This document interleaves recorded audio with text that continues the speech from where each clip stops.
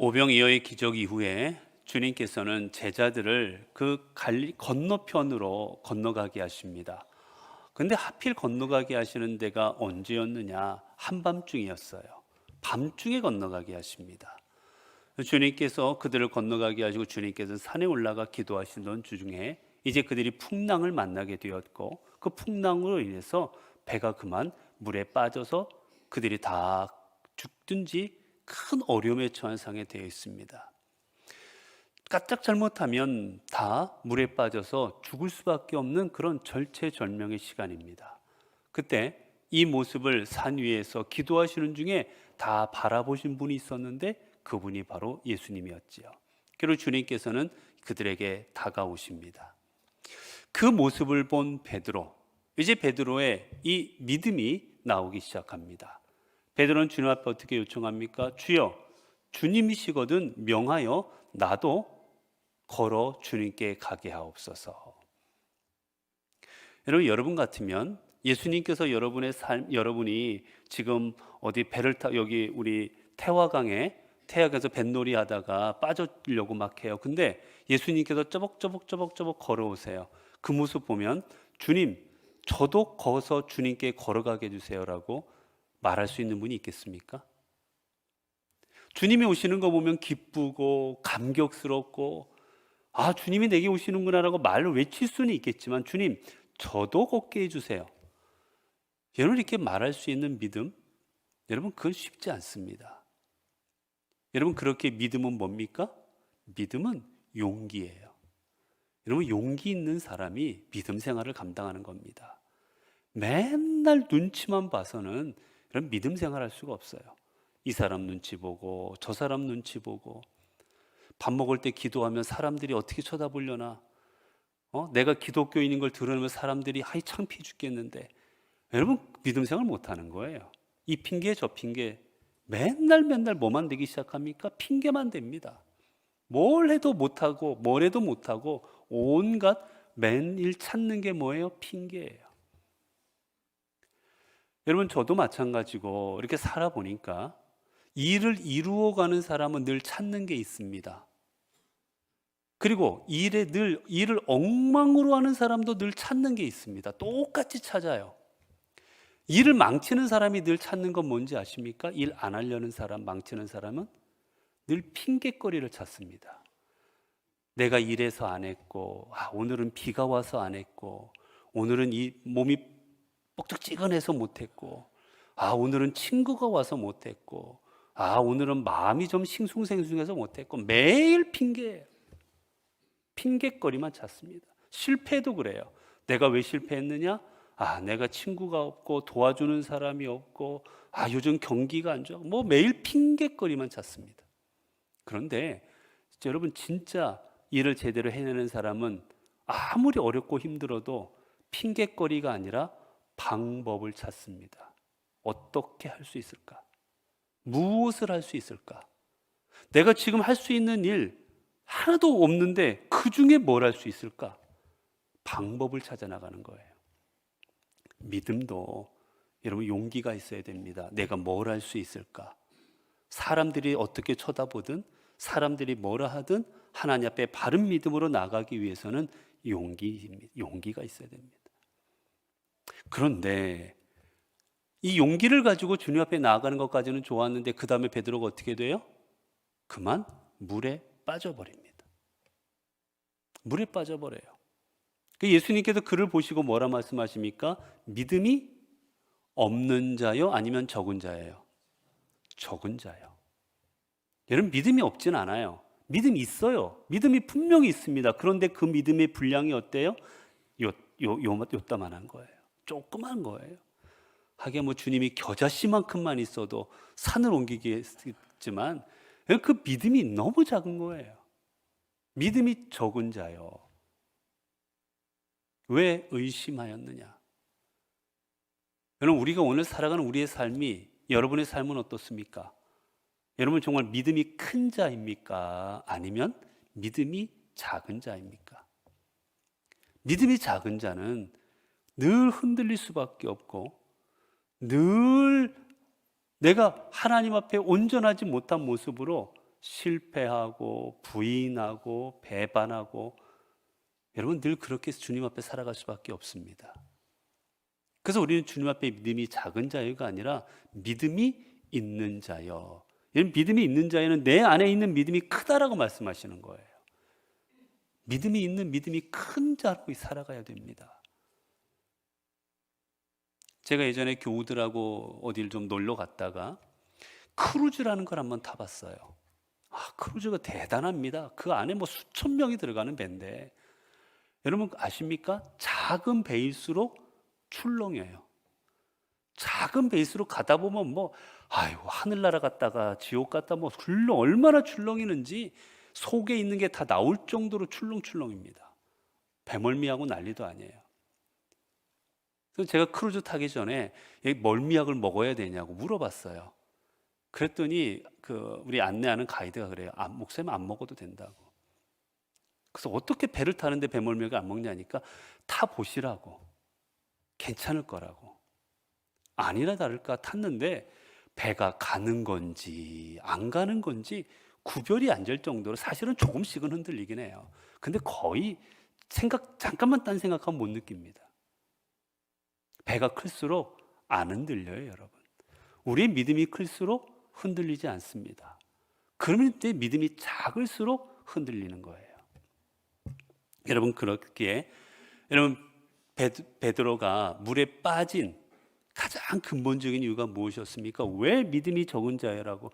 그의 믿음이 적은 이유가 뭐예요? 어떤 모습이었습니까? 주님을 바라보자고 뭐라 말했어요? 왜 물에 빠졌습니까? 어디를 바라봤어요? 바람. 지금 내 앞에 부는 바람, 내 앞에 출렁이는 저 파도, 여러분 그것을 바라볼 때 믿음이 작아질 수밖에 없는 겁니다. 여러분 밤에 한밤중에, 낮도 아니에요. 낮에 풍랑이 일어도 가슴이 철렁할 텐데 한밤중에 깜깜합니다. 깜깜한 밤에 배가 출렁출렁여서 얼마나 파도가 치는지 배가 침몰할 지경이에요. 여러분 그걸 보고 두려워하지 않을 사람이 있겠습니까? 두려워하지 않을 사람은 그거는 세상 말로 간이 이만한 분인 거죠. 그거는 보통 사람의 간이 아니죠. 일반 사람이 아니에요, 여러분. 제대로 된 사람이라면 그 앞에서 무서워 떨 수밖에 없는 겁니다. 그런데 왜 주님은 그를 책망하셨을까? 왜 믿음이 적은 자라고 왜 책망하셨을까? 당연한 것 아니겠어요? 파도 앞에서, 풍랑 앞에서 떠는 거 두려워하는 거 당연한 겁니다. 그런데 왜 주님은 그를 책망하셨을까? 아무리 파도가 치고 아무리 풍랑이 일지라도 베드로가 봐야 될 대상은 누구였습니까? 주님이에요. 여러분 믿음은 다른 게 아니라 어떤 상황일지라도 주님을 바라보는 겁니다. 그게 믿음이에요. 마틴 루터라는 유명한 우리 종교개혁을 일으켰던 마틴 루터 책을 보면 탁상담화라는 책이 있어요. 그게 뭐냐면 마틴 루터는 그가 이제 종교개혁을 했을 때 자기 집에 제자들을 많이 이렇게 초청을 해서 이렇게 밥을 같이 많이 먹었습니다. 그런데 식탁에서 거기서 이야기들을 많이 했어요. 그 탁상, 식탁에서 나눈 대화다라는 뜻입니다. 그거 보면 작은 이렇게 긴 이야기가 아니라 작게 한 이야기들을 모아놓은 그런 책입니다. 그 내용이 여러 가지 은혜되는 내용이 많은데 거기 아주 재밌는 내용이 하나 있어요. 이 루터가 큰 깨달음을 얻는 사건이 하나 있는데 그 사건이 뭐였냐면 이 루터가 제자들하고 같이 밥을 먹습니다. 밥을 먹다가 언뜻 보니까 옆에 개가 와서 앉아 있어요. 집에 개가. 이 개가 와서 앉아 있는데 보니까 루터가 이렇게 손에 음식을 들고 말하면서 이렇게 하고 이렇게 하잖아요. 그때 개가 어떻게 하겠습니까? 음식을 들고 이렇게 하면 이렇게 쳐다보고 이렇게 하면 눈이 이렇게 오고 마틴 루터가 이렇게 하는 대로 이 개 눈이 움직이는 거예요. 따라오는 겁니다, 시선이. 그때 루터가 큰 깨달음을 얻어요. 개가 오직 뭐만 바라봐요? 먹을 것만 바라봅니다. 개는 옆에서 야야 이렇게 해도 먹을 것만 바라보더라는 거예요. 그러면 여러분, 우리는 누구를 바라봐야 됩니까? 예수님만 바라봐야 되는 거죠. 그래서 루터가 믿음이란 개가 이렇게 오직 옆에서 소리가 나고 뭘 해도 그 음식만을 쳐다보고 열중하듯이 우리가 주님만을 쳐다보는 것, 이게 믿음이다라고 그가 기록합니다. 여러분, 그렇지 않겠어요? 믿음은 주님 바라보는 거예요. 여러분, 주님 파도 치는 거 똑같아요. 그런데 왜 주님을 통해 바라보면 두렵지 않겠습니까? 주님은 파도를 잔잔케 하실 수 있는 분이기 때문이에요. 여러분, 주님 바라본다고 파도가 안 치는 게 아닙니다. 여러분, 믿음 생활 잘한다고 그 인생에 어려움이 없어요? 똑같습니다.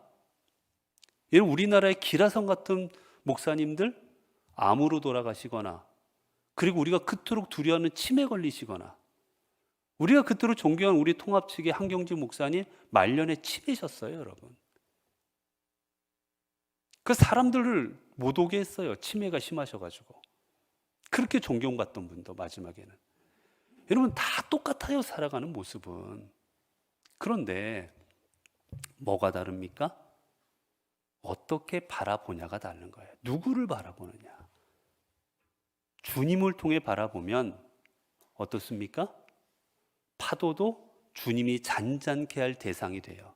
내가 바라보면 이겨낼 수 없는 파도인데 주님 통해서 보면 잔잔케 될 파도인 겁니다.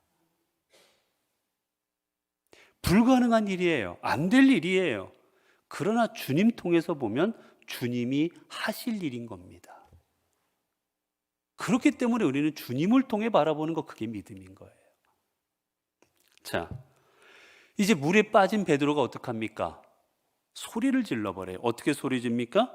소리 질러 이르되 주여 나를 구원하소서. 나를 구원하소서. 어떡합니까? 주님을 찾습니다. 여러분, 믿음은 주님을 찾는 거예요. 내가 어렵고, 내가 힘들고, 내가 괴롭고, 내가 슬프고, 내가 어려운 어떤 고난이 있을 때마다 여러분, 그때 다른 것을 찾지 않고 주님을 찾는 것, 여러분, 그게 바로 믿음인 겁니다. 여러분, 성경을 보십시오. 오늘 요즘에 우리가 보고 있었던, 얼마 전까지 지지난주죠, 이제 지지난주에 보고 있었던 바디메오. 이런 바디메오가 앞을 보지 못했습니다. 앞을 보지 못했던 바디메오가 사람들한테 그렇게 치욕스러운 말을 듣고 사람들한테 꾸중을 들으면서도 그렇게 찾았던 대상이 누구였어요? 예수님입니다.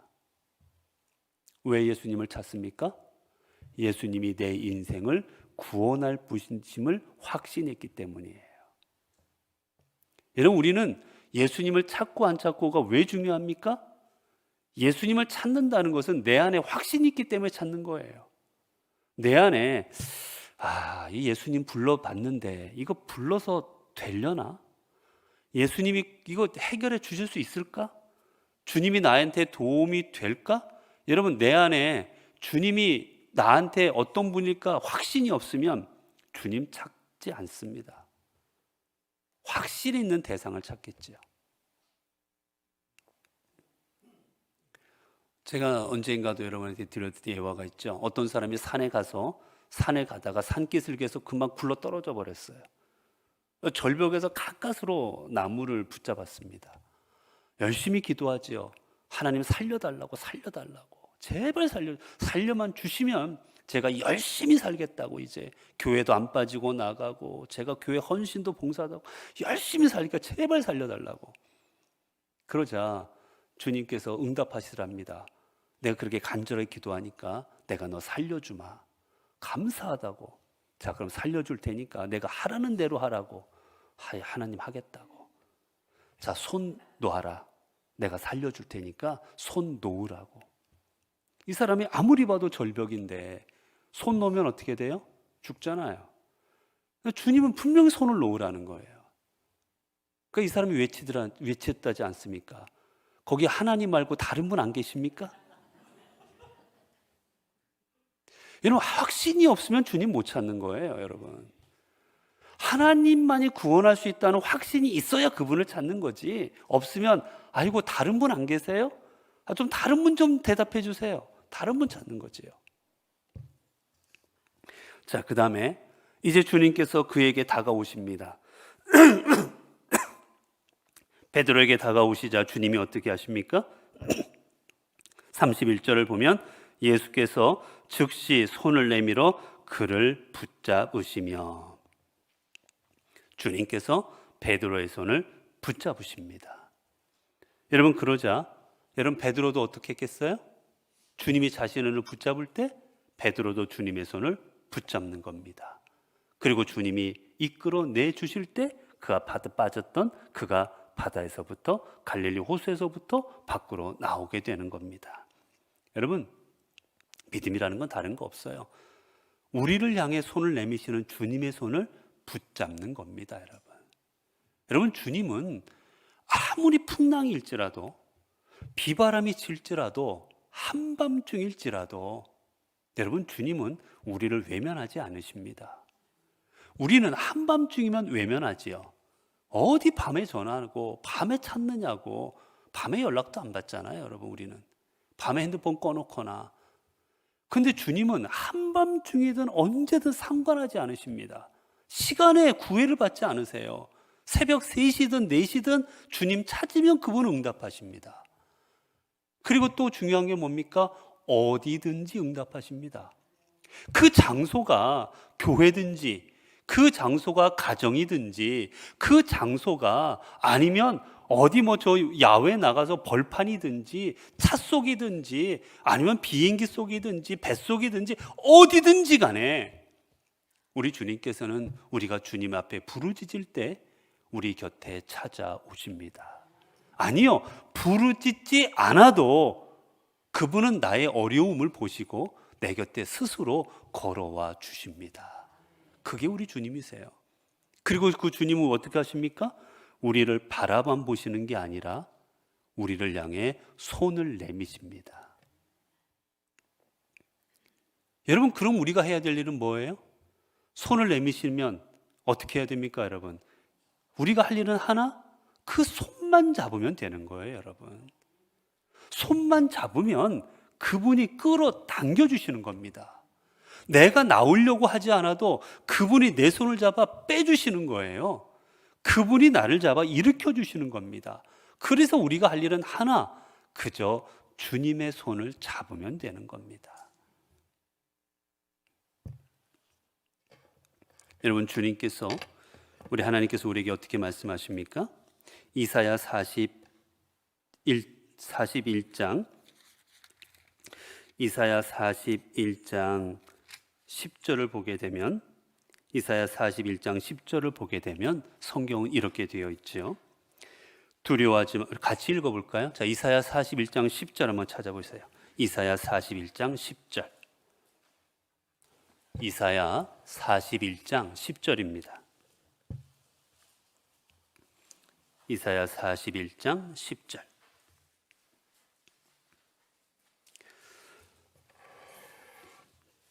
제 성경으로 1016면 이사야 41장 10절입니다. 자, 우리 한 목소리로 함께 같이 읽겠습니다. 시작. 두려워하지 말라. 내가 너와 함께함이라. 놀라지 말라. 나는 내 하나님이 됨이라. 내가 너를 굳세게 하리라. 참으로 너를 도와주리라. 참으로 나의 의로운 오른손으로 너를 붙들리라. 아멘. 여러분, 주님은 그 주님의 의로운 오른손으로 우리를 붙드시겠다고 약속하여 주십니다. 사랑하는 성도 여러분, 여러분 주님 앞에 어떤 믿음의 모습으로 살아가기 원하십니까? 믿음의 적은 자가 되어서 작은 풍랑에도 휩쓸리고 빠지고 살려달라고 외치는 그런 믿음의 모습으로 살아가시겠습니까? 아니면 어떤 풍랑에도, 아니면 어떤 비바람에도 꿋꿋이 주님을 향해 나아가는, 흔들리지 않는 그런 큰 믿음의 사람으로 이 땅을 살아가시겠습니까? 우리가 오직 주님을 바라보고, 그리고 우리가 나에게 다가오시는 그 주님, 그 주님이 내 곁에 계심을 믿고, 그 주님께서 나를 향해 손을 내미심을 믿고 그 손을 붙잡을 때 우리의 삶은 주님 앞에 큰 믿음의 사람이 되어서 하나님께서 허락하시는 은혜 가운데 주님의 역사하심을 이루고 주님의 나라를 이루어가는 하나님의 큰 용사들로 살아가게 될 것입니다. 기도하겠습니다. 은혜로우신 하나님 감사합니다. 오늘도 저희들 이렇게 주님 앞에 나와 우리 주님께서 주시는 귀한 말씀을 듣게 하여 주시니 감사합니다. 하나님, 오늘도 우리가 말씀을 통해 베드로가 믿음이 적은 자여 왜 의심하였느냐 라는 책망을 들었던 이 사건을 보았습니다. 하나님, 저희들 베드로처럼 주님을 바라보지 못함으로 말미암아 세상 가운데 무너지고 쓰러지고 그리고 살려달라 외치는 그런 어리석은 삶이 되지 않도록, 믿음이 적은 자의 삶이 되지 않도록 인도하여 주옵소서. 때로는 내가 살아가는 삶에 비바람이 치고 풍랑이 일어서 침몰할 지경에 이를지라도 캄캄하고 보이지 않고 어떻게 할 수 없는 지경에 처해 있을지라도 그 상황을 바라보시고 그 상황 가운데 나에게 다가오시고 그리고 나에게 손을 내미시는 그 주님이 계심을 믿게 하옵소서. 그리고 그 주님의 손을 붙잡고 어떤 일이든 이겨내게 하여 주시고 담대히 믿음으로 나아갈 때 믿음의 열매 맺는 삶이 되게 하옵소서. 우리 주 예수 그리스도 이름으로 기도드리옵나이다. 아멘.